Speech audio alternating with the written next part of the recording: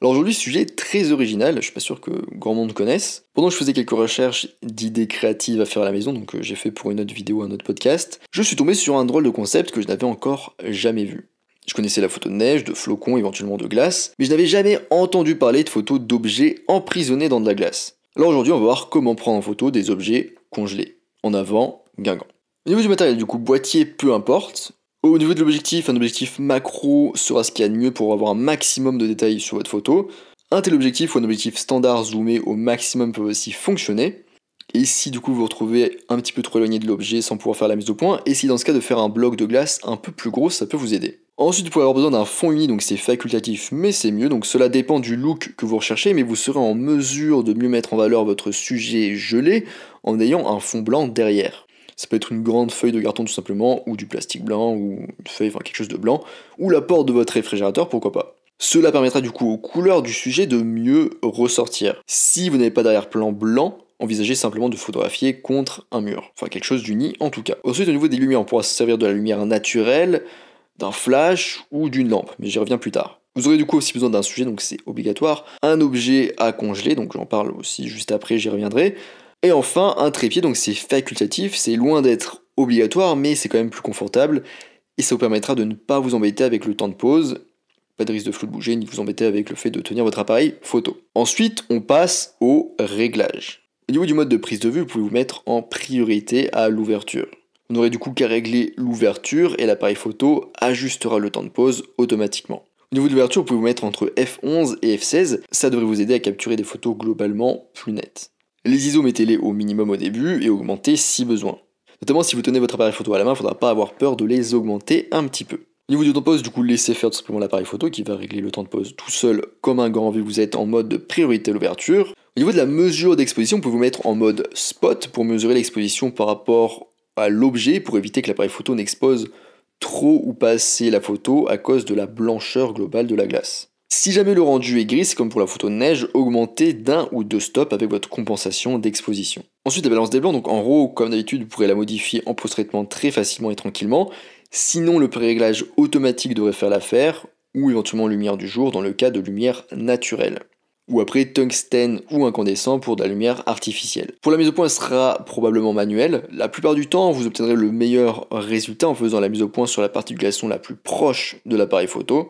Si vous mettez en mode Live View, donc vous mettez en gros le viseur sur votre écran LCD, vous verrez du coup la scène avec le réglage actuel de l'ouverture, ce qui vous donnera un petit peu une idée de la profondeur de champ. Vous pouvez également regarder dans le viseur si votre appareil photo est équipé d'un viseur électronique. Ensuite, autre point, donc comment sélectionner un sujet. Et oui, comme le nom l'indique, il nous faut quelque chose à congeler. On va pas juste photographier de la glace. Cet objet doit être suffisamment petit pour tenir dans une boîte qui ira dans le congélateur. Il est du coup préférable aussi, vous l'avez deviné, de choisir un objet solide, car il doit survivre à la congélation et à tout ça. Et du coup, globalement, évitez de choisir un objet auquel vous tenez, on sait jamais. Et l'objet doit aussi quand même être un minimum intéressant. Alors si vous n'avez pas d'idée, je vais vous en donner quelques-unes. Ça peut être par exemple de la nourriture, donc vous pouvez faire le tour un petit peu de votre congélateur pour trouver des choses à congeler. Il y a notamment le poisson qui fonctionne très bien. Ensuite ça peut être de l'argent, les pièces de monnaie notamment, et les billets de banque peuvent être excellents comme sujet pour ce type de photo. Bon, évitez quand même de faire ça avec des très gros billets ou des pièces de collection, hein. Enfin bref, comme vous voulez, on sait jamais quand même. Ensuite on a les objets métalliques.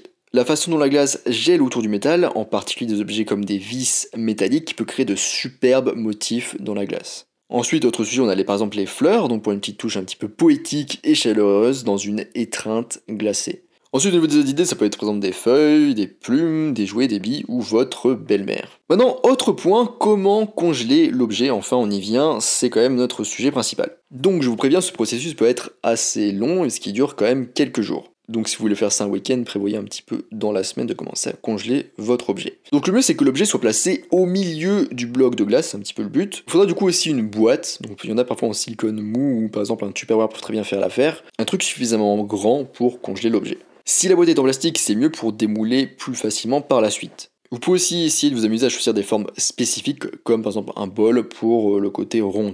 Donc voici les étapes à suivre pour faire votre congélation. Première étape, ajoutez environ 1 cm d'eau dans la boîte que vous allez congeler. Étape 2, mettez la boîte dans le congélateur et laissez l'eau geler donc environ un jour. Attention important, la boîte doit être posée sur une surface plane. En 3, sortez la boîte du congélateur et ajoutez l'objet sur la glace. En 4, ajoutez une nouvelle couche d'eau sur la glace, à nouveau environ 1 cm. Donc faites-le rapidement pour éviter que la glace ne fonde et ne flotte sur le dessus. 5. Attendez environ un jour, l'eau doit totalement geler. 6. Répétez les étapes 4 et 5 jusqu'à ce que l'épaisseur de la glace vous convienne et que l'objet soit scellé complètement dans la glace. Ensuite en 7, assurez-vous que la base du bloc de glace est suffisamment large pour tenir debout, sans que du coup ça tombe, ça se renverse, parce que sinon ça va se casser, et ça serait un petit peu con après tous ces efforts. Maintenant, autre point du coup, comment préparer le lieu pour la photo. Donc vous devez être préparé pour ce type de photo. Parce que la photo d'objet congelé, ça se réfléchit un peu. Alors, pourquoi vous allez me dire? Principalement parce que la glace produira beaucoup d'eau en fondant. Donc prévoyez une serviette pour l'éponger ou placez la glace sur un plateau pour récupérer l'eau. Pour l'endroit, du coup, je vous recommande d'utiliser une table. Et même si vous pouvez utiliser une table en extérieur, c'est encore mieux. Parce que la glace, du coup, comme je disais, va fondre lentement. Si vous pouvez faire ça d'ailleurs en extérieur, c'est mieux. Déjà parce que la glace va fondre plus lentement à l'extérieur. Et ça va aussi vous éviter de faire des dégâts en laissant couler la glace partout. Et ensuite parce que dehors vous aurez de la lumière naturelle, ce qui est très bien pour ce type de photo. Placez bien du coup le bloc de glace de manière à ce que la lumière traverse le bloc et mette bien du coup en valeur l'objet. Si vous ne pouvez photographier qu'en intérieur, alors assurez-vous qu'il y ait une forte lumière provenant d'une fenêtre derrière elle, ou suffisamment d'espace pour placer votre propre éclairage derrière le bloc de glace.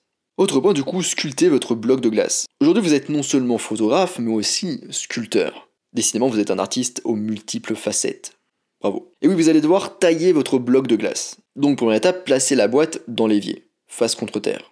Donc le côté du coup glacé contre le fond de l'évier. En 2, faites couler du coup de l'eau sur l'ensemble jusqu'à ce que le bloc tombe. Donc si votre boîte est un petit peu molle, vous pouvez pousser éventuellement sur l'arrière de la boîte doucement pour faire sortir la glace si nécessaire. Et en 3, du coup vous avez maintenant un bloc de glace rectangulaire, c'est magnifique. Donc la texture de la glace sera très belle, mais pas forcément sa forme, peut-être qu'elle vous conviendra pas. Donc pour créer des formes avec la glace, c'est assez simple, on doit la faire fondre.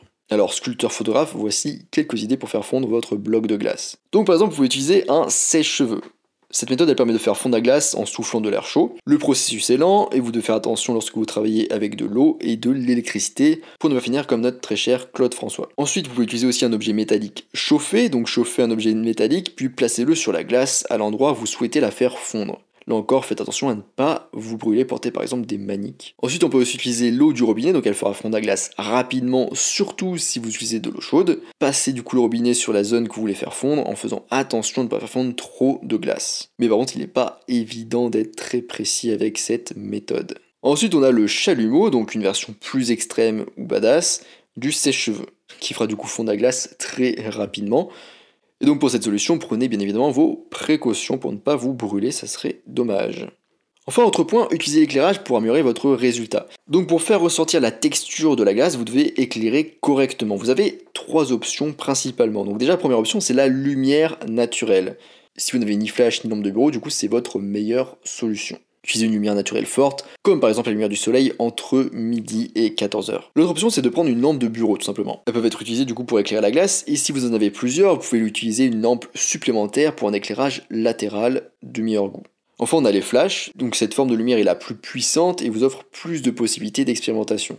Donc la source de lumière principale doit rétro-éclairer la glace, donc être positionnée derrière, donc il faut que le flash soit déporté du coup et déclenchable à distance. Et le deuxième flash du coup doit éclairer l'objet dans la glace, donc vous pouvez le faire un truc latéral ou même un petit peu de face, ou entre latéral et de face. Mais vous devez faire du coup attention à la réflexion de la lumière sur la glace. Donc peu importe ce que vous choisissez pour éclairer votre objet, mais vous aurez besoin également d'une lumière latérale ou frontale. En tout cas c'est beaucoup mieux. D'ailleurs si vous voulez pousser l'expérience plus loin, vous pouvez aussi ajouter des gels colorés à votre source de lumière pour modifier la couleur de la lumière qui traverse la glace. Donc un gel c'est juste un filtre en fait qu'on met devant le flash et qui va changer sa couleur.